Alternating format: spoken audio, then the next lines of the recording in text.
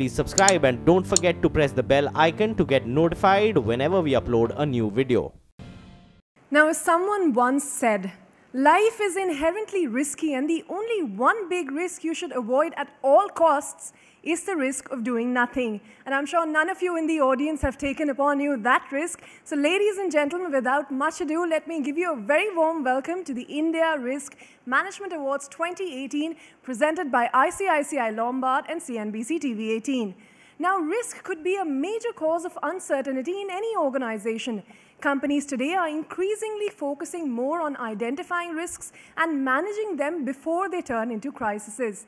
The India Risk Management Award 2018 is one such unique platform that honors organizations that have constantly evolved and created the best risk management practices and capabilities across business categories. Now, without further ado, I would like to invite on stage the executive editor of CNBC TV18, Ms. Lata Venkatesh, to come and address the gathering. Lata. Thank you, Ritu.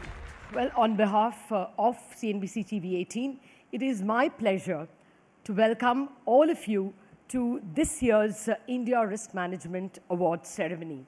Well, risk has always been inherent in business. What has changed really is the speed and the intensity with which risks hit us.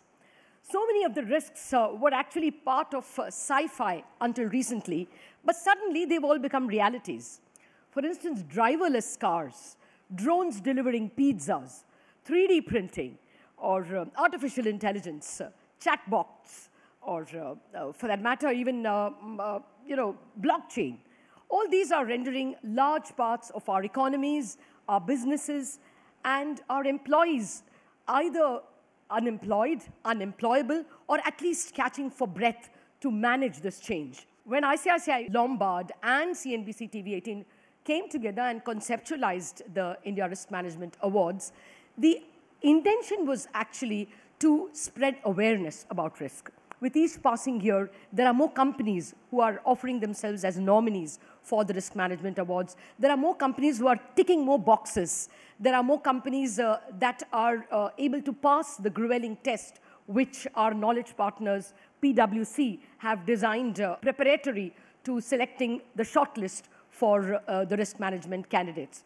We are also hoping that we will give wide publicity to this event, to the award winners and what messages they have to give us, and thereby perhaps improve the ability of companies to think about risk systematically and to manage it systemically.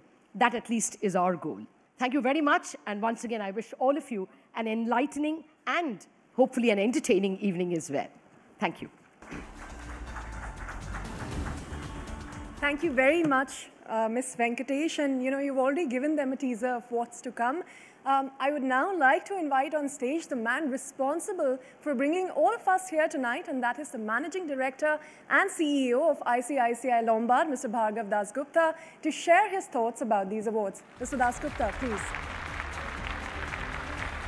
Good evening, ladies and gentlemen. On behalf of ICICI Lombard, it's a great pleasure to welcome all of you to this evening where we recognize some of the risk leaders at India Inc. Going back to the history of insurance, when the first insurance policy was written in Edward Lloyd's coffee house, insurance industry has been at the forefront of identifying and then insuring some of those risks for their companies. Now, those days, risks were different.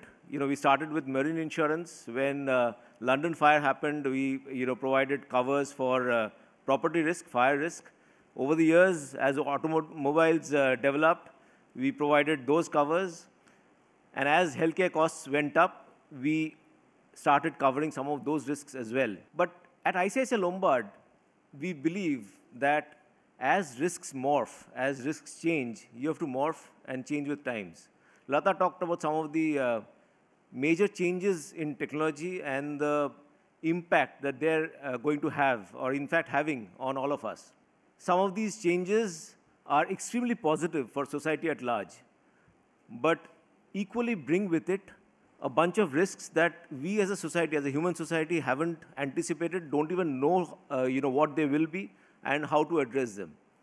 Now, at ICICI Lombard, we've always strongly believed that risk management is one of the strategic pillars that differentiate great organizations and good organizations. And as the world becomes more complex and interconnected, this criticality of this aspect is increasing even more as we speak. Now, when it comes to Indian companies, we are seeing many take the lead to traverse the path to prudent risk management. Not only are some of these organizations equipping themselves with, with tools, solutions, strategies to address risk scenarios, we are also seeing risk leaders outperforming others in terms of delivering value and shareholder value when we speak of value. When we look at a study of the companies who have been nominating themselves for the India Risk Management Awards over the last 3 years, from 2014 onwards, when we've been working with CNBC on this award, clearly it reveals that those companies, the firms which are coming through as scoring high on risk management implementation curve, are actually outperforming the BSE index, 500, BSE 500 index in terms of shareholder value creation. So clearly the point that I think Lata also made in terms of risk management being core to creating shareholder value and long-term sustainability is clearly visible to all of us. And we at ICICI Lombard believe that recognition platforms like India Risk Management Award can act as a catalyst to promote the cause of effective risk management. It is also a platform for thought leadership. And today we have Professor Rubini, someone that needs no introduction. Thank you, Professor, for coming over from US to be with us today. I would also like to take this opportunity to thank the jury for their contribution. I think we are a fantastic jury, and the deliberations were outstanding. So while some of them may be here, but in appreciation of the work that they've done, a big round of applause for all of them, please. I would also like to congratulate all the winners who will be taking the awards today. Each one of you are truly a leader in this aspect of risk management and have showcased excellence in risk management practices, and we bow to all of you. Thank you, all of you, for joining us this evening, and look forward to a wonderful evening together. At this point, I'd like to invite our guest of honor. It hardly needs an introduction. Professor Rubini, please join us here.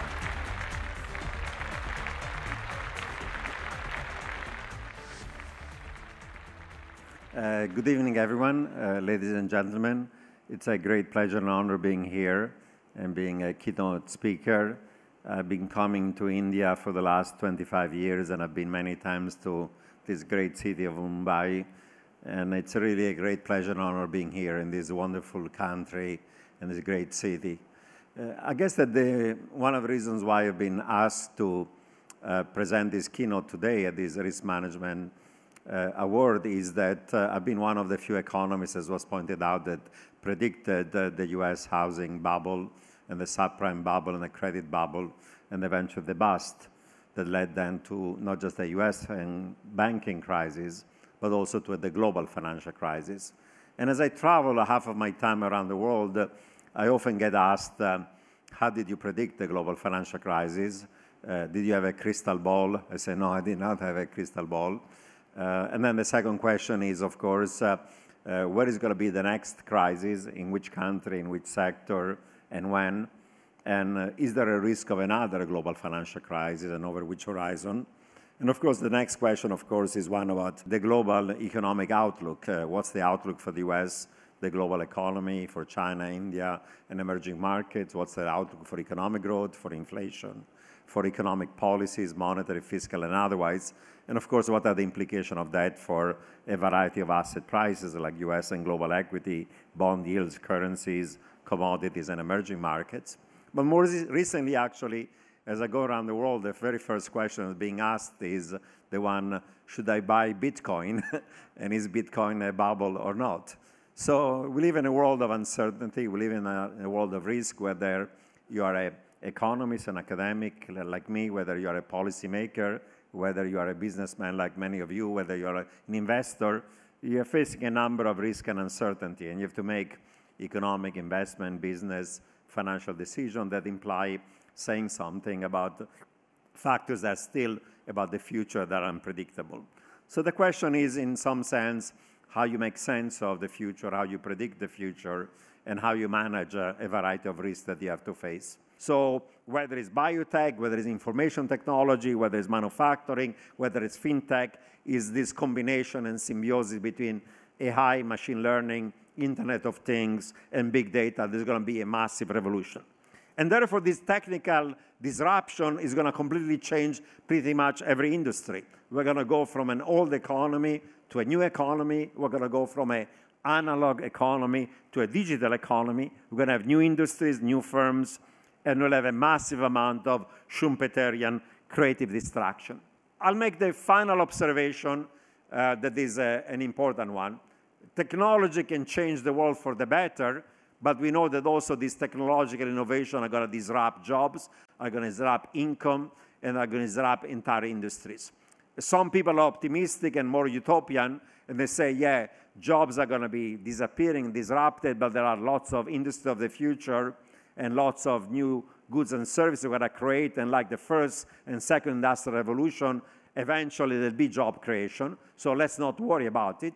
While there is another view that is more dystopian that says when we lost jobs in primary and agriculture, people went into secondary and industry. When jobs in industry were lost, we went in services and tertiary. And once AI is going to now replace jobs not only in manufacturing, but also in services, which are going to be the jobs of the future, and therefore a future of technological permanent unemployment for those people who don't have the skills to survive and thrive in this globalized digital economy. It's a risk that we're facing, both in advanced economies and emerging markets. The reality is that we don't know whether the future is going to be more utopian or more dystopian, and in part that's going to be also a function of the right economic policy. If we provide with people in advanced economies and emerging markets with educations, with skills, with a human capital that allows them to survive and thrive in this digital global economy, the future is going to be bright. If instead we don't do the right types of economic policy that provide people with the ability to survive and thrive in this global economy, the current populist backlash against trade, against globalization, against migration, against supranational authority and global governance, but even against technology, because technology is going to disrupt jobs, is going to become much more radical, and the political consequence is going to be a rise of populism that eventually could be destructive of economic growth, welfare, and opportunity for many people. So leadership is necessary in the private sector, leadership is necessary in the public sector, assessing the risk, the upside and downside is key, and therefore having the appropriate risk management tools, both in the private and public sector, is essential for making sure that the future is a bright future for the world economy, emerging market, advanced economy as well. I'll stop here, and thanks very much for your attention. A renowned statesman once said, "Whatever you can do or dream that you can do, begin it. Boldness has genius, power, and magic in it." So it's time to find out whether boldness was what it took to win the awards this year. This year, the India Risk Management Awards evoked a tremendous response from large-scale, medium, SME, and public sector enterprises across the country. The winners were handpicked by an illustrious jury panel with a diverse industry experience. These set of awards this year are for Best Risk Management Framework and Systems. They recognize the initiatives that have been taken by companies to build a comprehensive risk management framework. And to felicitate the winners, I'd like to invite on stage Professor Rubini, Mr. Ramesh Swaminathan, CFO and whole-time director, Lupin, Mr. Sanjeev Mantri, Executive Director at ICICI Lombard, Mr. Bhargav Dasgupta, and Ms. Lata Venkatesh. Please do join us on the stage. So let's take a look at the first award category for this evening. Best Risk Management Framework and Systems, ITES. The winner is Tata Consultancy Services. Our first award winner this evening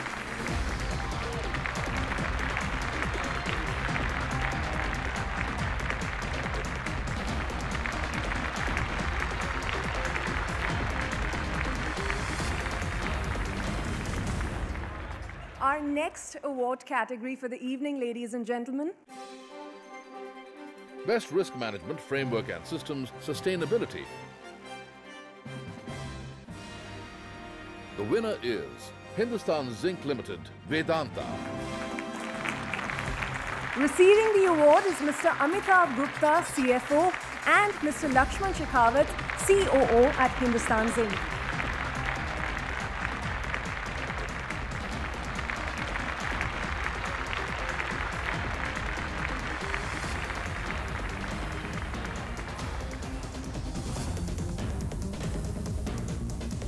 Our third award category for the evening.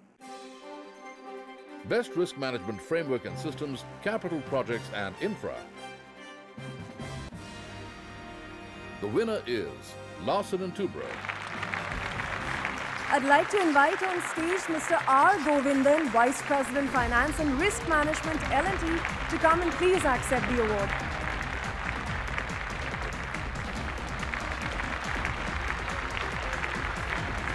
Please give our winners a big round of applause. Moving on, here's our next category of awards this evening. Best Risk Management Framework and Systems, FMCG. The winner is PepsiCo India Holdings Private Limited. I'd like to invite on stage Mr. Vineet Jain, Senior Director Finance at PepsiCo India, to receive the award.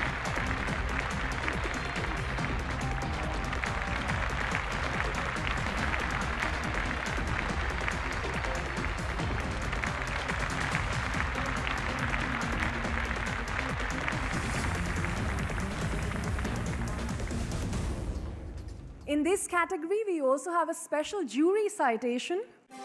In the category Special Jury Citation for Risk Management, FMCG. The winner is Gujarat Cooperative Milk Marketing Federation Limited. I'd like to invite on stage Mr. Prakash Aute, Western Region Head, GCMMF, to receive the award.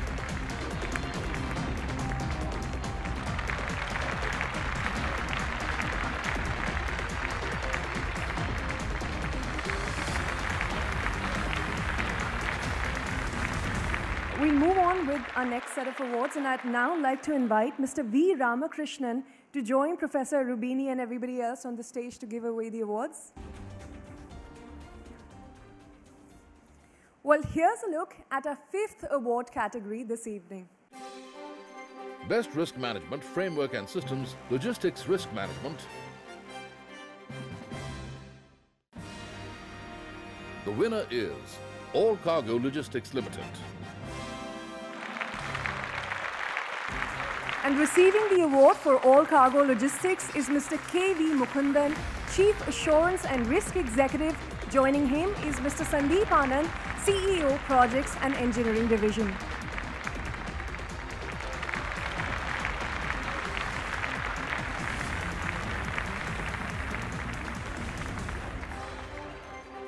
Best Risk Management Framework and Systems, Metals and Mining.